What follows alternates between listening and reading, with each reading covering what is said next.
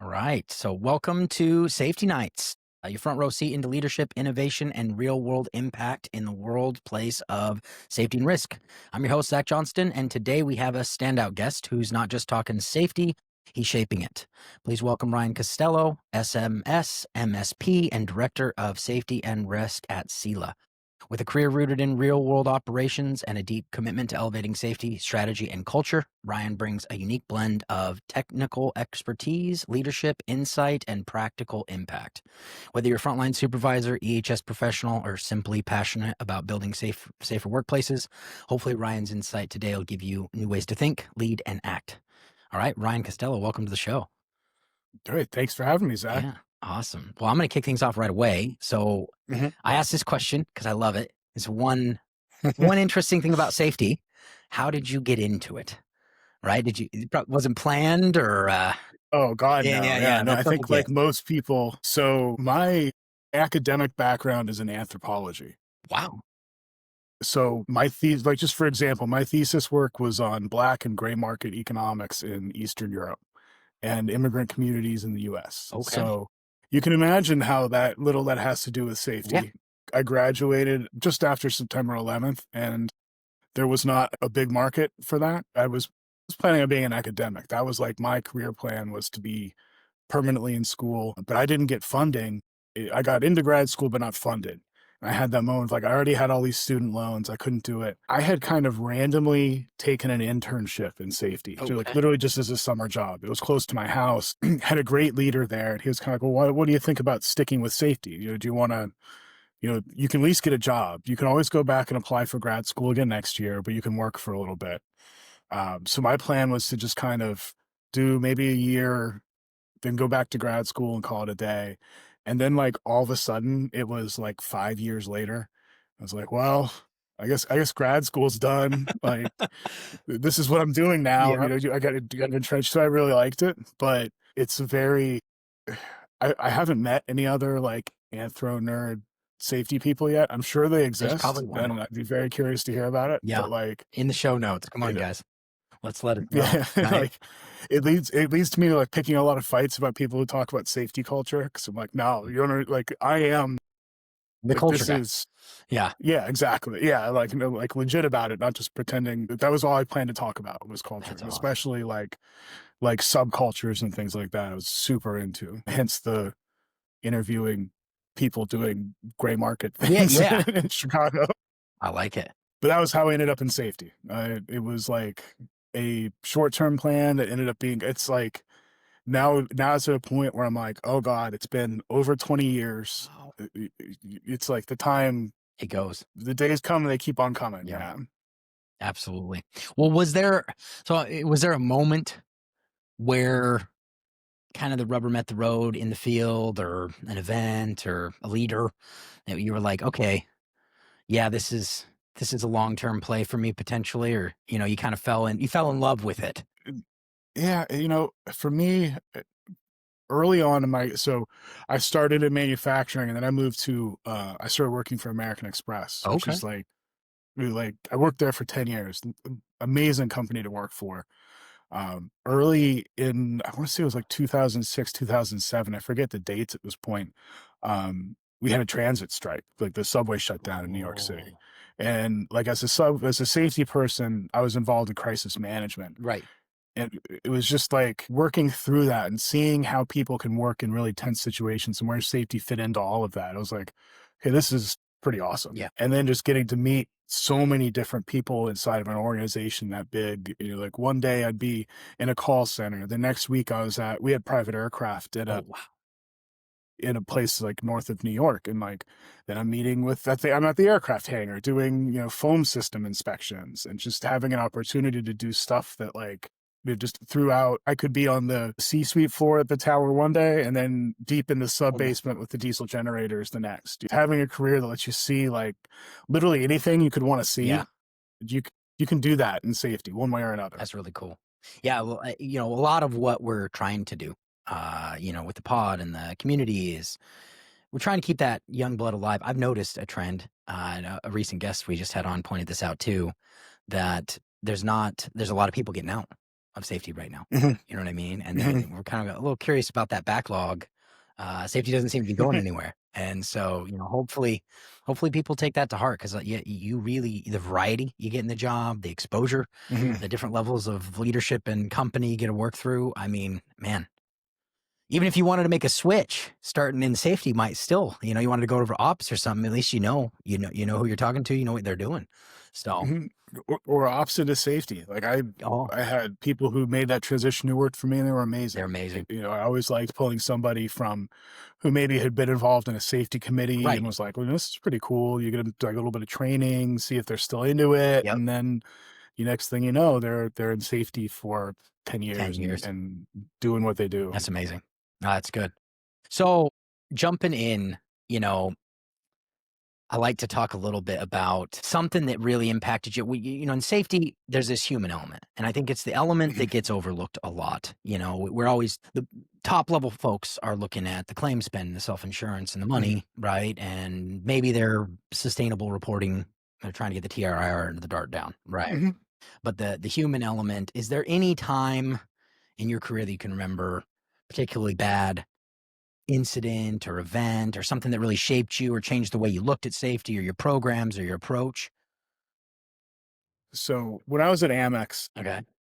one of the things I was responsible for, we dealt with emergency evacuation. Like we were the Oh, okay. the Yeah, yeah. leads for that program. And we had just moved into a new headquarters building in Toronto and the alarm went off. We hadn't done training, no fire teams identified, all that stuff. And so you have like the everybody is Yeah, pissed, yeah. like really pissed. What are we gonna do? All this and that. And like um I think first of all, for me, just personally, like there was a lot of heat on that. It was one of those Oh, yeah. moments of like, oh crap, am I going to get fired? Like one of those kinds of things.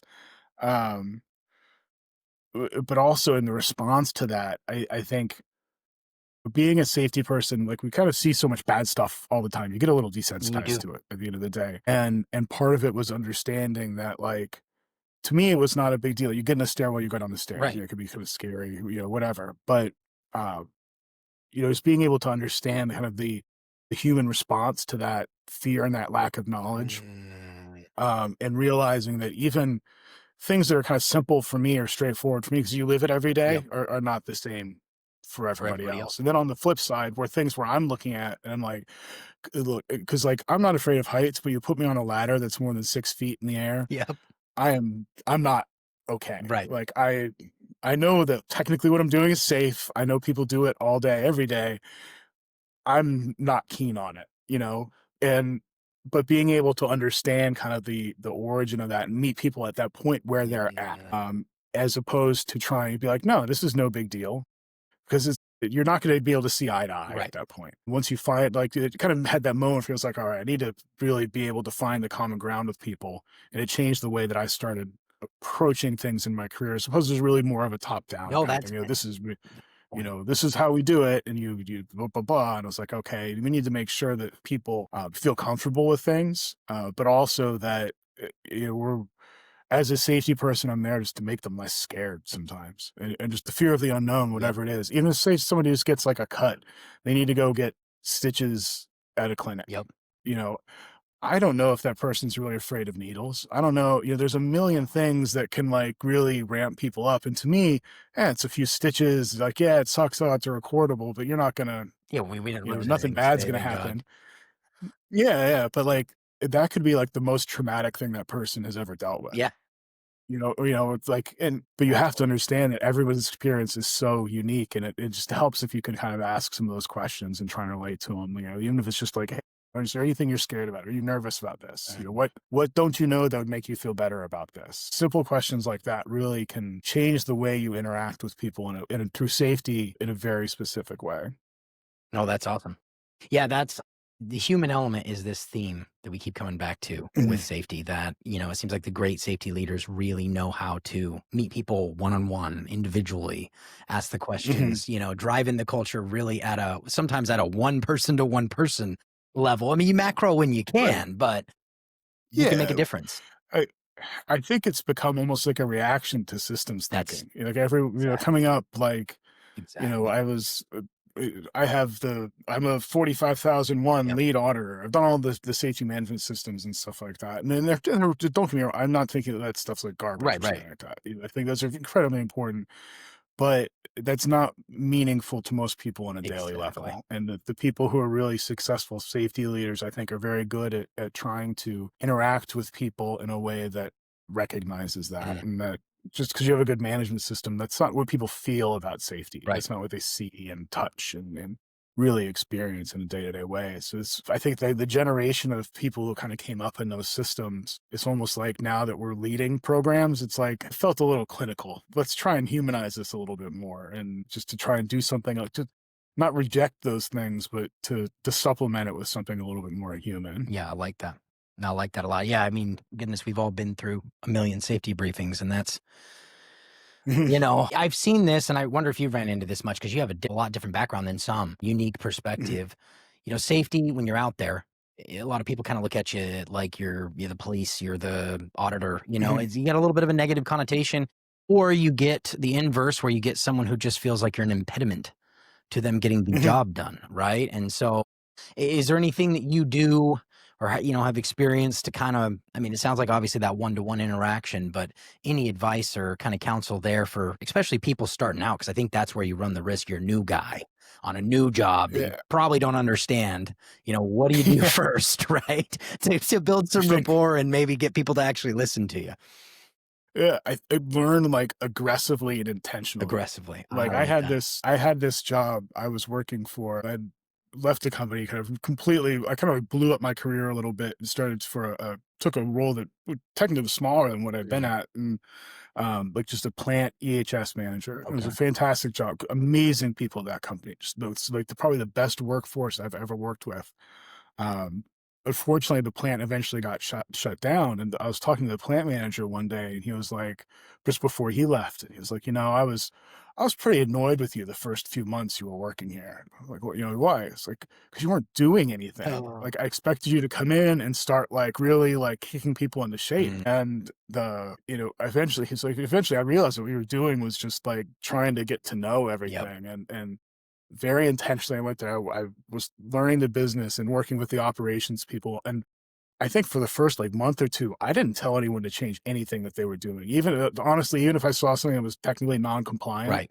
um, because I wanted them to understand. Like I needed to learn so much more about the operation before I could do Yep. that, and to spend and get people to understand that I'm not there just to beat them up, and then I'm trying to really understand what they're doing first. Then you start getting the why of some of those things happen. When you start Yep. understanding why something operates a certain way, then you can really fix it in a way that's not just like, well, my safety glasses are on because the safety guy is Yep. here, Exactly. you know, and that's when you start getting true Yep. compliance. With someone who trusts you, you're like, "Hey," like can tell you why something, maybe a process isn't great, and how it can be improved. And then you get better compliance on the safety side too. Oh, that's awesome.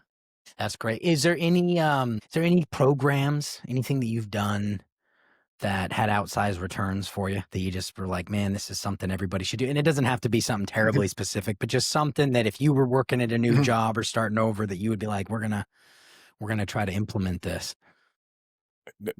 Learning. So there's two things that I really hammer on. Okay. One, simplifying training. I I love think the way that. safety people train most of the time is frankly Yep. stupid. Like, and I think about how I started training people 20 years ago. We would shut down the plant. Yep. The plant's not running at all. We'd bring everybody into a room. We'd go through our hour-long lockout tagout presentation. Everyone would sign the sign-in sheets, Yep.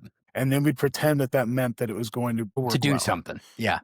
Yeah, Everyone's gonna exactly. change. And right. And even from a compliant, like from an OSHA perspective, if a compliance officer came in and like, this is perfect, Yep. they'd sign off on it. Over time, I've I've gone to this point now where I almost completely reject all of that. My training programs, like the things that we do a lot of like little training videos and things like that. They're meant for people who are in the field, not in classrooms, all that. Right. It went from like 30 minutes to an hour of training in one session to like a 2 to 5 minute video in each section that's about specific task driven, I like that. specific things that they're seeing, preferably with people who are in that, who do that job every day. Not, not all the time, but we'll get that. But, um, just trying to make it easier for people uh, to to learn what we want them to learn, and then also in a way that they can go back and do it again if they need to on their own Yep. time, because people learn so differently Or every forget. which way.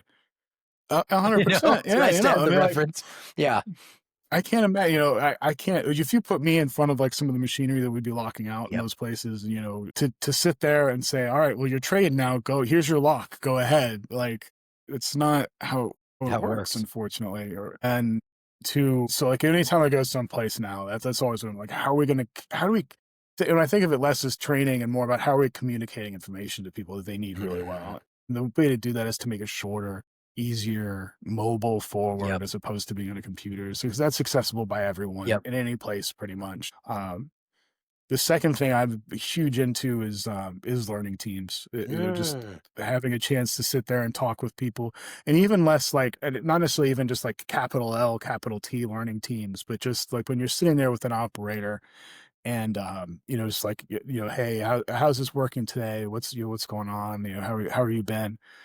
But just, and then turning that into a safety conversation. You're like, hey, hey, is anything, have you felt like this is like, has it, like, anything happening that could have hurt you that didn't? Is there something that's like where you're like, man, if that didn't work out right, I could have gotten hurt. But again, and that intentionality of learning and trying to really figure out what can you do to, 'cause people love talking about their Oh, jobs. I they do. think if you're dealing with people, like, you can get them talking, but they have to trust you, and it has to be informal enough that they're, you're not putting them up on like a big board and saying, "This is Yeah, you're wrong. well, Bob said this, this is the gospel," But I think those are basically, it's just, again, it's just about communicating information. How do you communicate information to people and from people? And really, I think a huge amount of doing safety well is those kinds of things. It's just an information exchange one way or the One way or other. the other. That's amazing. Yeah, and taking into account a lot of people hound on that, you got to take into account their role, what they're doing. Mhm. You go to these safety trainings. I had to take a 2-week OSHA course one time to go on a refinery, and we were building an Mhm. outbuilding that, had nothing to do. So we spent I spent 89% of the time learning about all this stuff that I was not going to touch, I was not going to see. Mhm. And it was, I mean, great. We got it done. We checked the box, but then you kind of resented the wasted time a little bit because Right. it just wasn't relevant. It wasn't for me, and I wasn't going to remember it. No, So, exactly. The big thing I really want to lean into more, we've just started dipping our toes into it, is like, just as an example, just a practical example. Like, I work in home services now, HVAC, plumbing, electrical. And the stuff that'll kill you potentially is if if you're working on a condenser, if there's a pretty big capacitor in it, uh, one of the things you really need to do is to just make sure that it's it's discharged. discharged.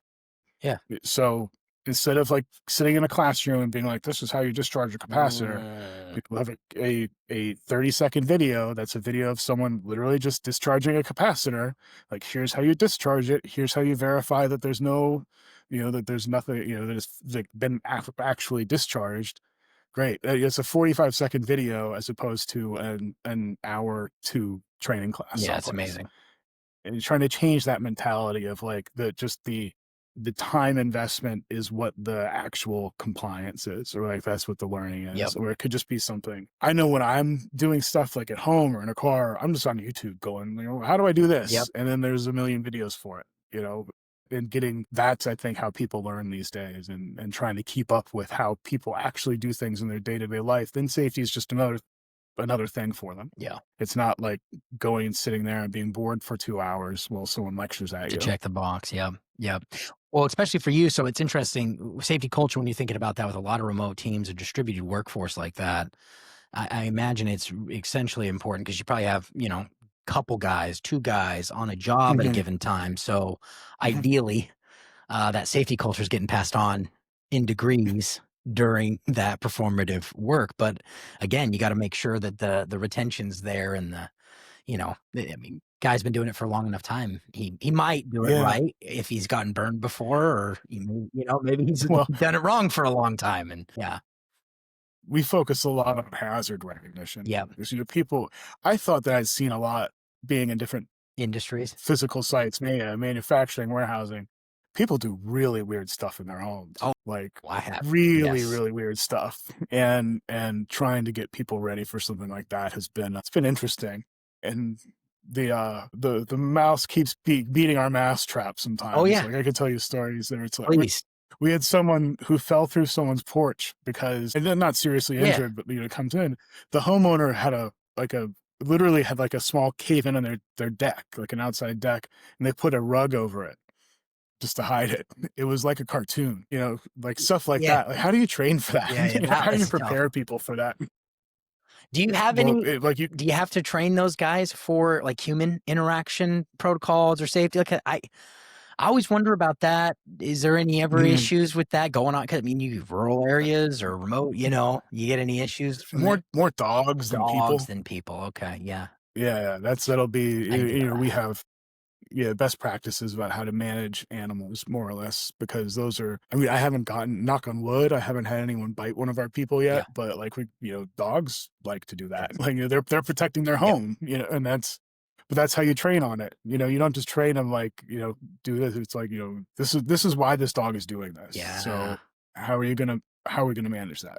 That's wild actually to think about. So you informing the safety practice, the training, the culture, especially in that Mm, varied of an environment. There's no handbook mhm. for that stuff.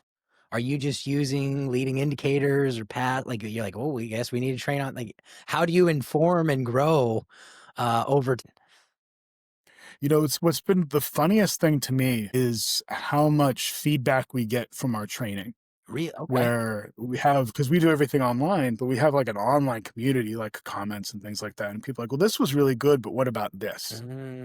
And I'm Mm, like, well, that's a good point. Like, let's talk about this. And then, I'm lucky enough to have a network of people who are, like ground level operators, people who do the work, who will give me actual feedback. If I'm like, hey, what do you think about this topic? I'm going to say this, does this make sense to you? And for better or for worse, the beauty of tradespeople is that they will let you know where you yep. stand. Oh yeah. If they like you and trust you, Especially they're the usually trades. going to, Yep. yeah, yeah, absolutely. So, for me, that's where I try and let the people guide where I'm going to go, as Mm, opposed to the saying like, well, we've had an increase in cuts in this, so we're going to do this instead. interesting.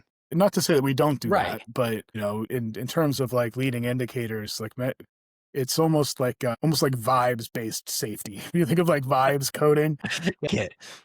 Mm, but making people feel prepared for their job and addressing the hazards that they think are the real ones. I think there's an element almost of, like survivor bias when we yep. look at safety sometimes, and to try and peel that back a little bit and figure out what will make people feel the safest, and what they feel like the hazards that they need to have addressed, because maybe it's things that aren't causing Right. outputs of any kind, because they're self-correcting and managing the hazard themselves. And maybe they're, people are very good at doing Yep. that. We see that across any industries. Sometimes it's about figuring out how to get more information and to make that better, rather than just the things that are really, knocking people out. Yeah.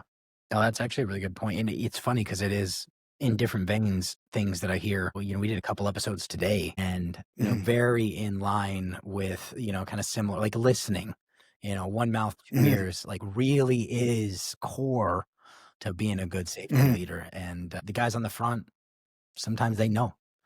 They just, Yeah, I mean, I would say usually they know.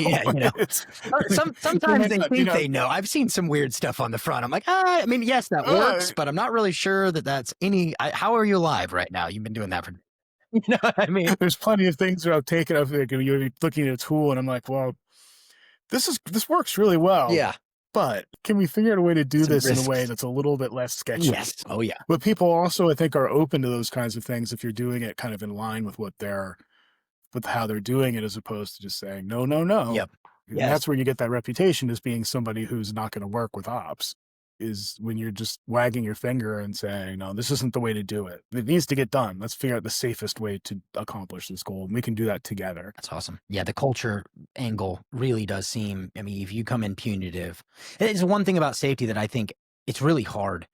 Uh Mhm, because it is kind of you're preventing risks, and a lot of times you have to do things differently, which change alone is mhm, hard, so you got to go through that barrier, and then on top of it, it could add time and you got, ops I think a lot of times it's slow as smooth and smooth as fast, but for the person that's been doing it a certain way a long time, the Mhm, change is hard, but also the idea that it's going to slow me down, mhm. and getting through that is a big challenge, I think, for a lot of people. So it's not an easy job. Not an easy No, and it really depends on how your productivity is tracked and well, being in line with how, you know, what's the goal here? Is it just pure throughput? yep, Like, is it what how does quality fix this? And, all those other and again, that's just an element of knowing you have to kinda care about the same things that operations cares yep, about. And then you can start really partnering together. So, like, here's how we can do this, how what's the way to at least affect productivity in doing this, and like, how can we accomplish this goal? If we work together, we can figure out something that's like there's give and a take little give and there, take. but it's not just saying you don't want to recommend the slowest way to do No, something, unfortunately. no, Like, you're not going to get very far. yes. But if you work with people instead of just being pure friction against it, I think you can get a lot Get a lot further. further. Is there any like positive, I mean, and maybe not currently, but in your career, I mean, is there any change management programs or safety initiatives that you've been able to incentivize besides writing people up and, yeah, like he had any luck in that arena at all? One of the areas it's funny because everyone beats up on it now, but I was running a behavior-based safety program when it was like super, it still is Cutting very edge. popular in a lot of places. Yeah, yeah. Yeah, yeah, when it was cutting edge, Yeah, it's probably the better exactly. that's a good way to phrase it. But one of the things I did was go in and everyone was looking for like violations. And I Ah, remember going and be like, no, no, no.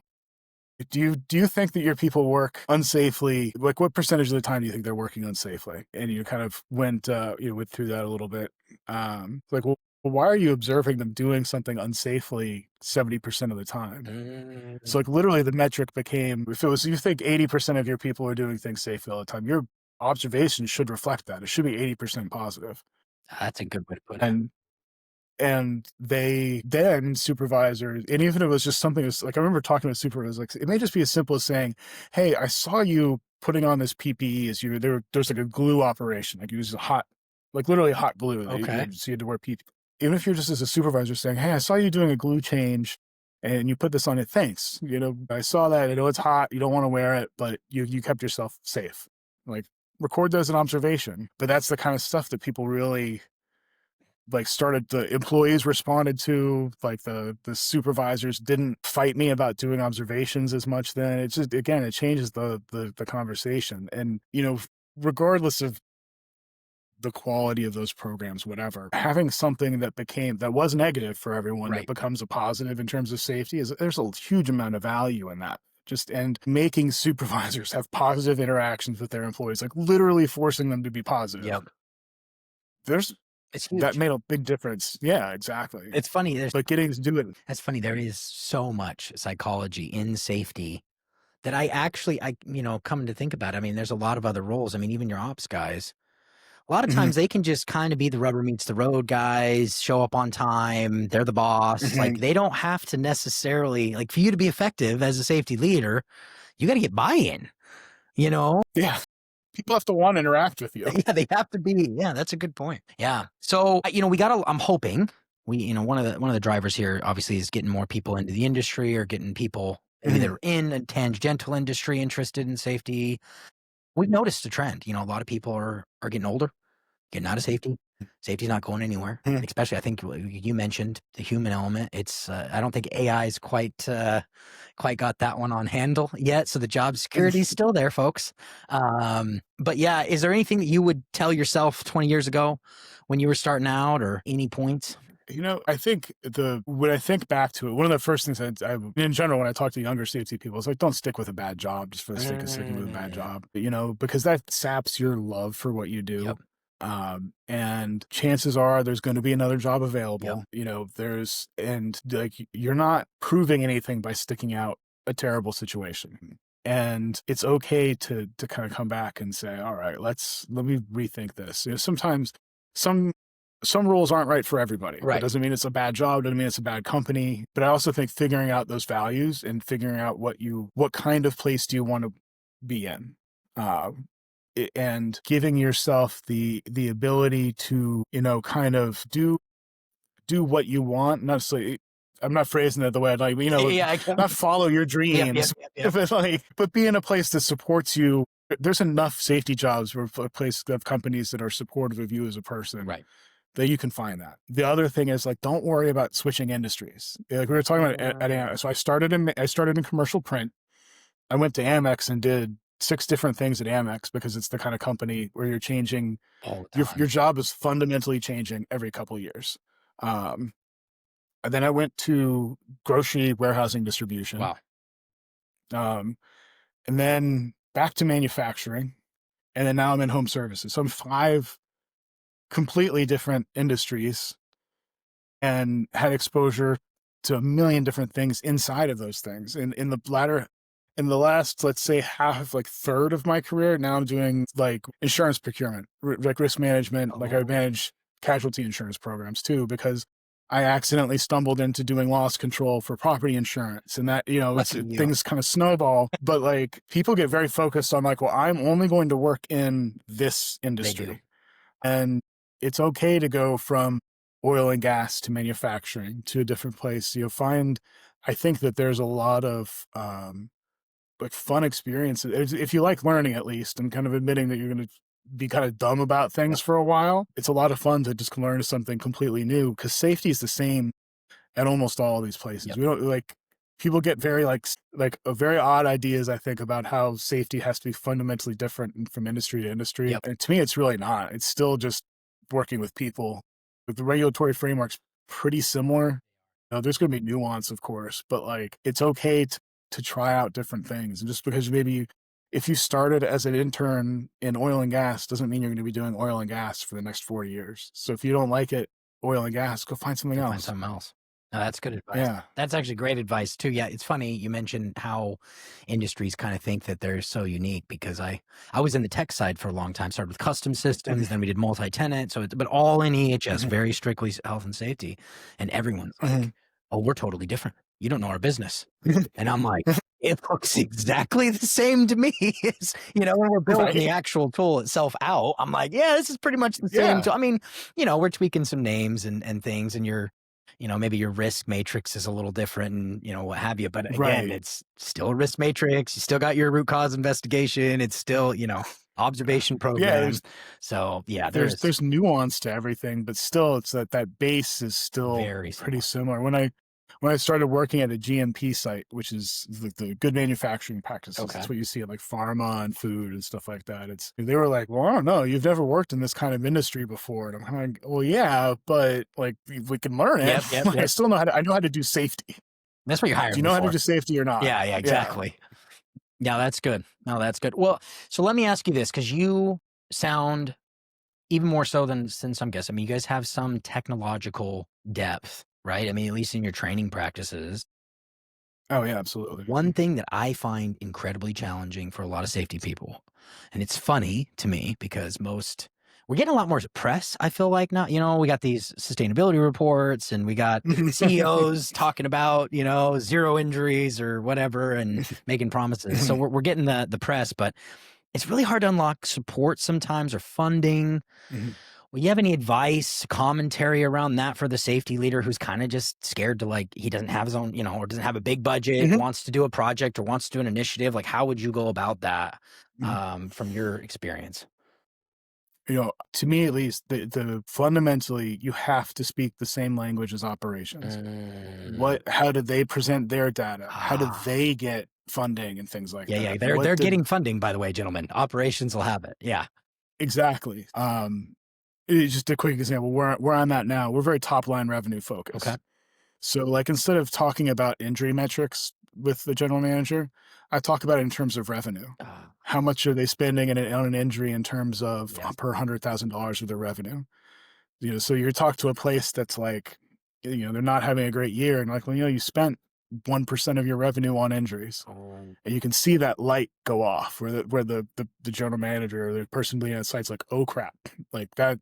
But you instantly have buy-in then because you're expressing your importance yep. in the language they understand and that the language they operate in every day. I like that a lot. And so if you're able to present your information in the same way, like if literally take the dashboard that operations uses and copy the crap out of it and Mm, use the same terminology, use the same, if they're really quality focused, talk about injuries in terms of yep. defects or system failures. There's so many different ways you can do it and alter that depending on who you're talking Right. to as That's well. the trick. And it doesn't mean your information's changing. It just means the way you're translating it is a little different for everybody else. Yep. And I think, I've worked in manufacturing areas where uptime matters the most. And you're like, well, injuries cost you this much Yep. downtime, and then you're like, you can just see the gears start to turn for people when you express safety in terms of the way that motivates them financially or whatever.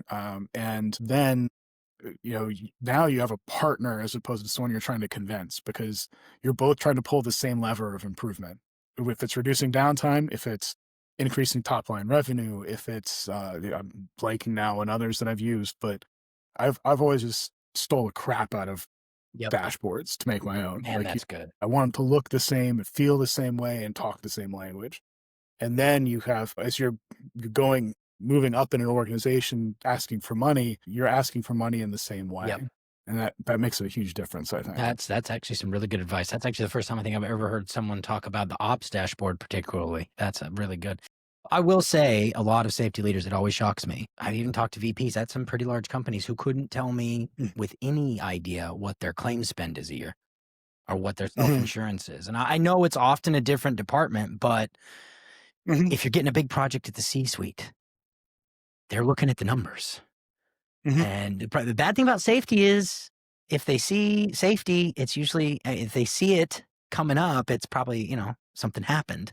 So our Right. job is almost to be invisible as much as we can to the leadership. So yeah. I think that ops dashboards are really good as a though. Mhm.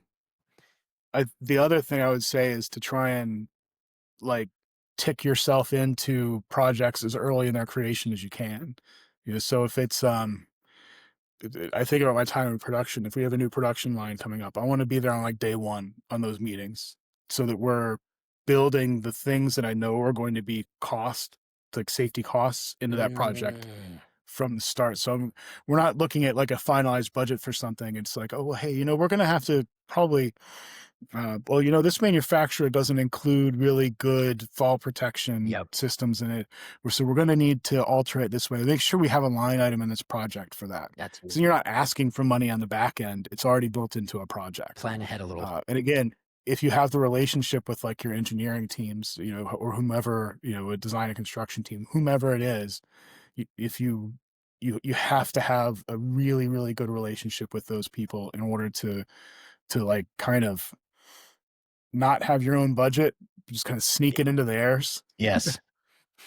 No, that's huge. And I think that helps a lot. Again, it's all safety's relationship based Yep. at the end of the day, and putting the time in with those people pays dividends for you. And um, being willing to, sometimes it means being in meetings you don't really want to be in, and putting Uh, in time you don't really want to put in.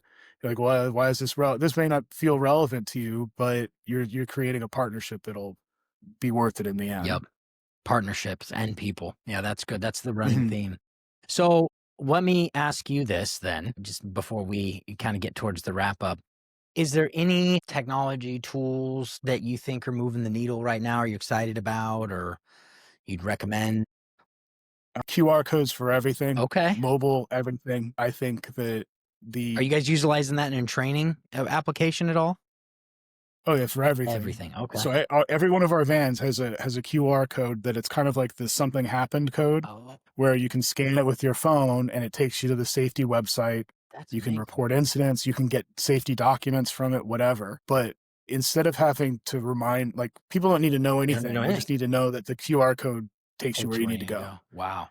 Actually, And that's it's like brilliant. literally, yeah, it's again, it's simplification and working with people and the tools they use. Like, our folks are on iPads all day. That's just the Yeah, way yeah, the way it our business operates. Yep. operates. And instead, I think about companies where it's like they're so worried about having a cell phone on the plant floor, Yes. stuff like that. Or even though like you have the supervisor who's doing whatever on it, like, well, why not lean into it and make that a tool for them to use to improve safety?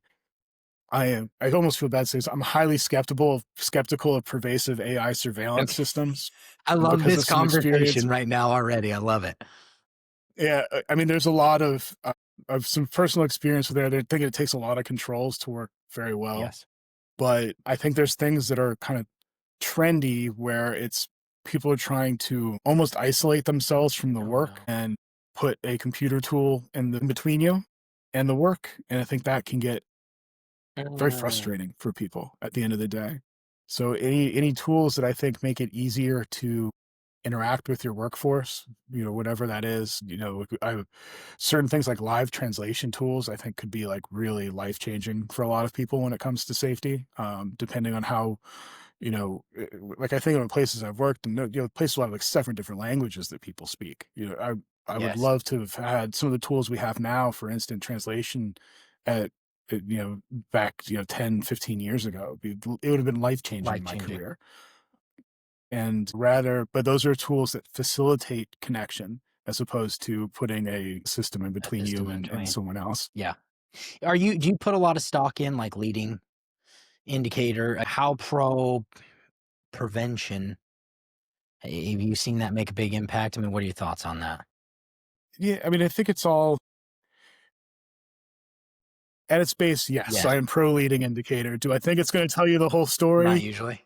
Probably Yeah, yeah, not. yeah. Yeah, it's mostly because it's like the companies that I've been at that are like super data driven, it is still, yeah, and even in an operational sense, Right. I've seen how indicators get massaged and how they get kind of played with and things like that. And I think maybe and this is also kind of me well, I'm at a point in my career where I'm not having to worry about that as Right. much. So it's easy for me to say, yeah, Don't worry about metrics, the hey, metrics. yeah, because I'm not like on a 9 a.m. call going through safety metrics every Yes. morning again, and so I understand that, but I think again, when we were talking about the ops stuff before, when you think about metrics, it's really just a way of trying to describe something in a way that's meaningful. Mm, At the end of the day, that's it. You're just deriving meaning from safety, right. and however you do that, if it's leading metrics, fantastic, and if you have great ways to measure that, especially when it comes to like risk reduction in a process, I think that's fantastic. We'll talk, to really identify the risk you removed from something. At the end of the day, though, it's still just somebody saying, "Well, this turned from a 5 to a 4."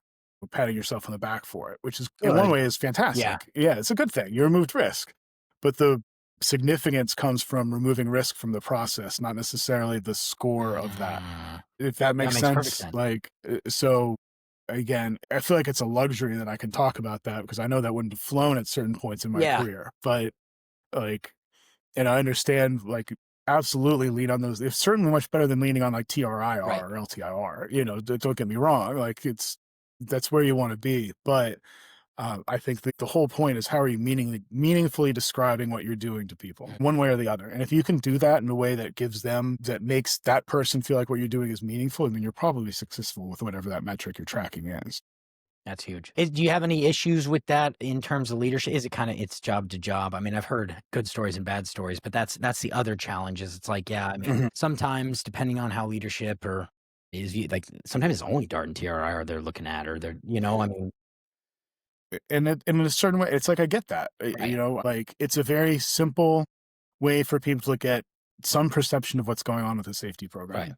Is it a predictive model? No, No, but that's going into the nuance of why that is and why you're going to lose people in real that quick. sense. So sometimes it's just easier to say, "Hey, look, here's where we're at. Here's where our benchmark is of this metric." There you go. And that gives them, yeah, it gives somebody a meaningful way to compare where you're at versus someone else. And then your job is to try and teach them more and get them honed in enough that you can move on to something more meaningful.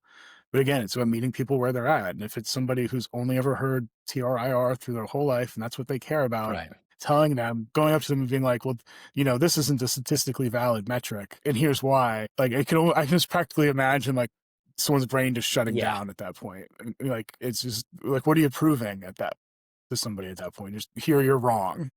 I like that. Like, Yeah, meet them where they're at. That's the big takeaway. Meet them on the human level, which is what I love about safety. Again, like I just really do yeah. see that you get to be around people, you get around a lot of different levels of the org, and you get a varied role if you're lucky. I mean, there are guys, obviously, they're the plant supervisor that is might be a little mundane for a couple years Mhm. there, similar risk profile every day, but the opportunity is pretty huge. So, well, before we close out, just a couple like rapid fire ones here. Do you have any underrated safety beliefs? Something you think everyone should be thinking that you don't find is the case? Safety culture doesn't exist, period, Oh, okay. Unpack that. in any way, shape, or form. Do you want like Anthro Yes, no, 101 for this like is 10 really seconds? good. Okay, we're gonna get this isn't a rapid Okay. fire. This one's gonna have to go deep. Okay. I'm sorry. So in the 80s, anthropology went through what they called the crisis of representation, Right. which was this idea that the way people described culture for a very long time was flawed. One, because culture isn't homogenous. There's all sorts of different little parts in it. So when we talk about safety culture, you're really talking about microcultures, whether it's super highly varied. So it becomes like it's a broad term. The second is that it's treated as timeless. We talk about safety culture as if it's something that doesn't change every day, multiple times a day. Mm, And then that its culture is structurally bound, meaning that like you have these almost like a hierarchy yep. within it. And a lot of those things get played with a lot. So these terms are like much looser in the real world than it is when we talk about it almost in like a lab kind of setting. So when you talk about safety culture, if you say, especially when you talk about it in binaries, like good, Yep. bad. So if you're saying, well, our safety culture could be improved, there's somebody who's like, I'm trying every day. What are you doing? Yep. And there might be people who don't care, but they maybe don't care because your training program's crap. Mm, It becomes like a very broad way of describing a lot of very, very specific things. So I don't like it. I don't ever talk about it, safety culture in my career, because I've seen so many different things where there's so much subtlety and nuance to the way people operate. And so that's like we kind of lean into those things to avoid talking about how in depth the workforce is. is. Yep. There's so much going on and people doing so many different things. And it just becomes easy to talk about people in really big groups rather than trying to get to the heart of what's The going on. individual If you level. Actually, man, can move past. that's really good actually to think about too, because I was on a project and it's funny you mentioned AI. See, so I was in the AI space for a little while and they were monitoring and they had 3 shifts a day. And the night shift was Mhm. just disproportionately causing problems. You know, no surprise, right? Yeah, And yeah. I've worked in 24/7 yeah, operations. I you know. know, exactly. Yeah, yeah. And it's like, but your cultural element it's funny. I mean, you think all those people from the same place working the same plant doing the same job, but you put them in at Mhm. night versus maybe the same guy. You put him on a day shift, you put him on a night shift. I mean, granted, there's some supervisor elements and some other factors, Mhm. but ultimately just that, the guy that's working all night might have a little bit of a different behavioral pattern than the dude that's working, 9 to 5. And yeah, Mhm. but it's all safety culture. But at the same time, you're right. There's a lot of unfactored elements if you're looking at it that way, because it's the same culture and the same people, but we're having wildly different outcomes in a scenario like that. Like even random little things. Like I remember, um, doing something like I just bought food for everybody, like not everyone, but like we got food for all 3 shifts. Okay. I forget what we were celebrating. We were celebrating something. Try to do it at night shift. We couldn't find any place to get them anything. Oh, of course. Think about that kind of stuff where Yeah, it's like yeah. you're working night shift and you're different. You don't get the same thing that the Yeah, people it's in the day true. shift did. And I think what I ended up doing something with Chick-fil-A. I think what I did is kept it and then heated it up. I can't remember, but people were like ecstatic. They're I bet like, they we were. know we never get this kind of Yeah, yeah. they And it don't was get that like, treatment. oh hey, you're treating us like people Ah, that's true. as opposed to the problem Yep. children, and we got the same thing, or maybe they got them first. It was just little things like That's that huge. where it's like night shift is usually getting blamed for everything Everything. too. People don't show up for them.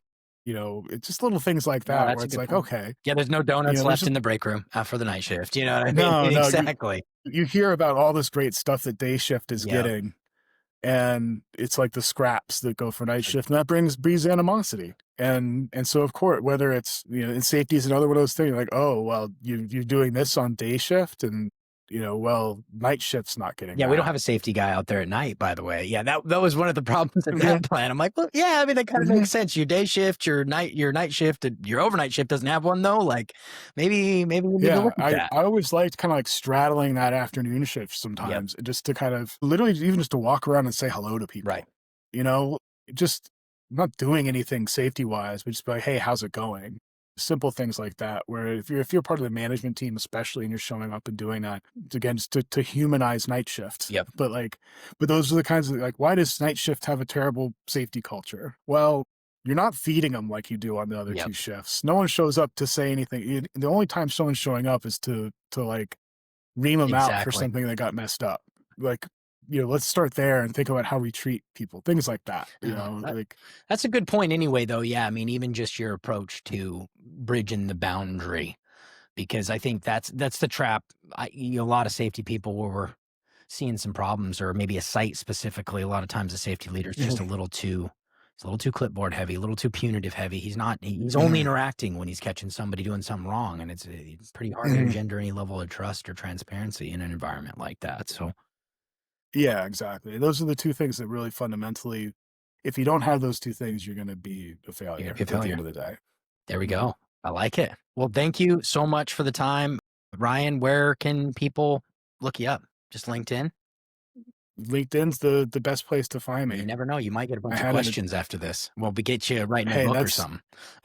that's totally I fine. like I it. won't be writing a book anytime soon. I just finished grad school. I'm not doing Oh, that for you a just did. while. Okay. I was gonna say, what happened? We were gonna be on that academic track. We'll revive that real quick for you. Yeah, it's funny, like, having to go back and learn, like, APA again after 20 Ooh. years was pretty brutal, You put but me in a math class right now, I'd flunk. There's no, oh and I god, did okay at math, I but know. there's no way.